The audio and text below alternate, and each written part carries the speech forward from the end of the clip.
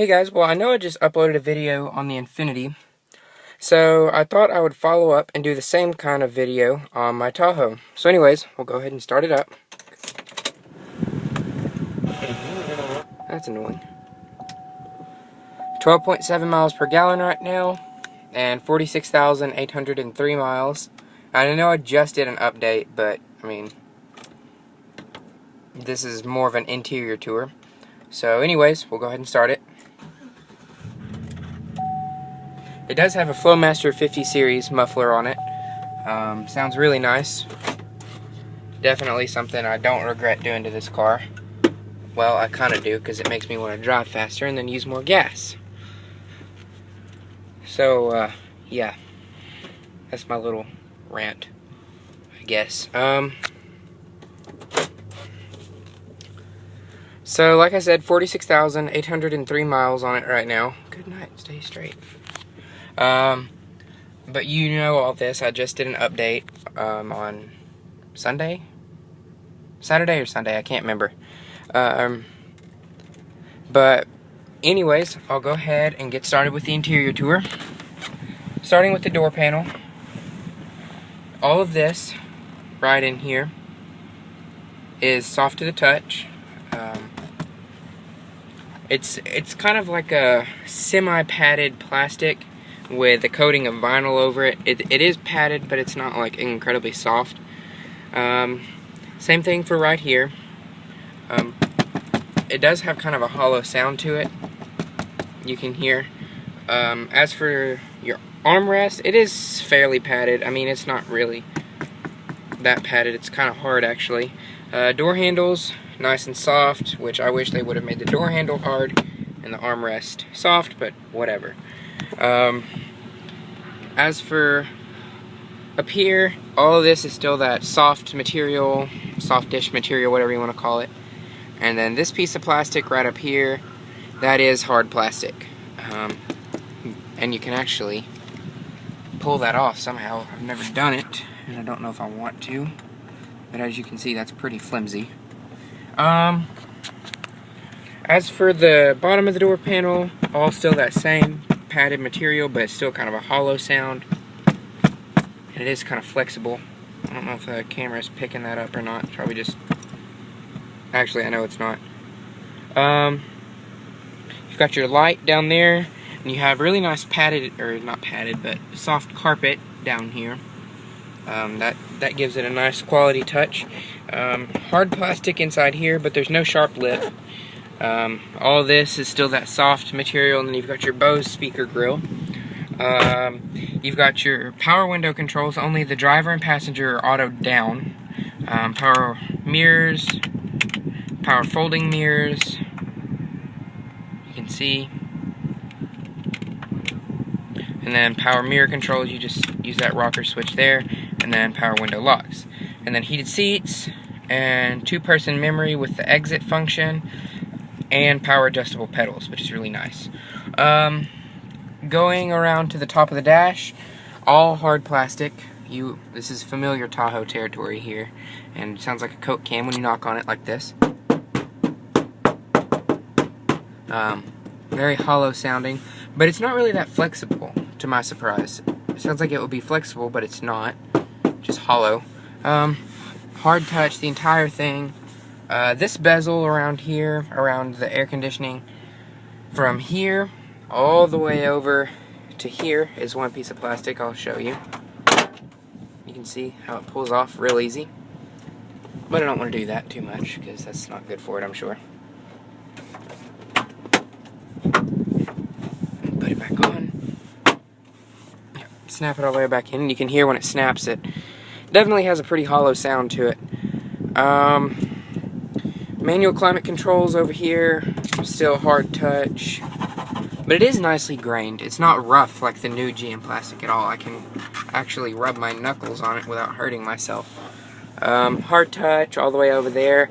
This handle here, it is padded. That's a nice thing they added, but hard over here.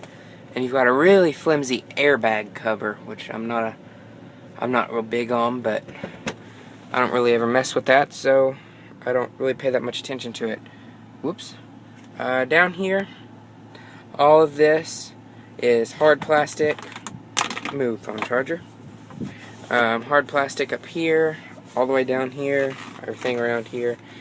All this still sounds like a Coke can and is hard plastic. As for the glove box lid, it doesn't really sound like a Coke can, but it isn't damp.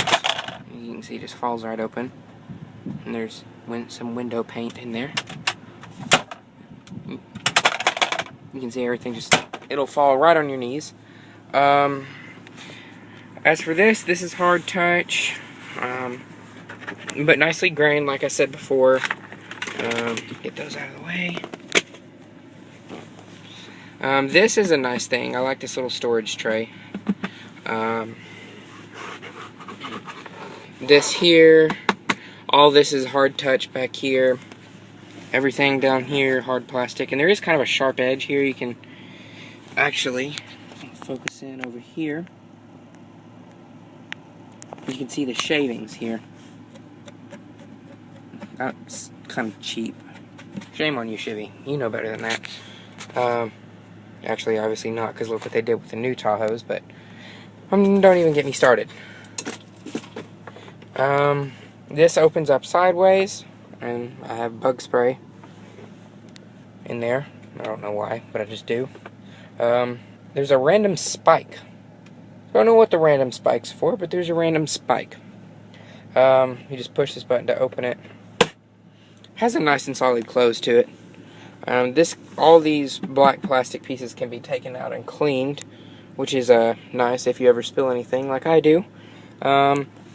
Driver's seat, you do get a nice armrest, but mine is cracked for some reason. It's kind of annoying, but get that fixed eventually, maybe.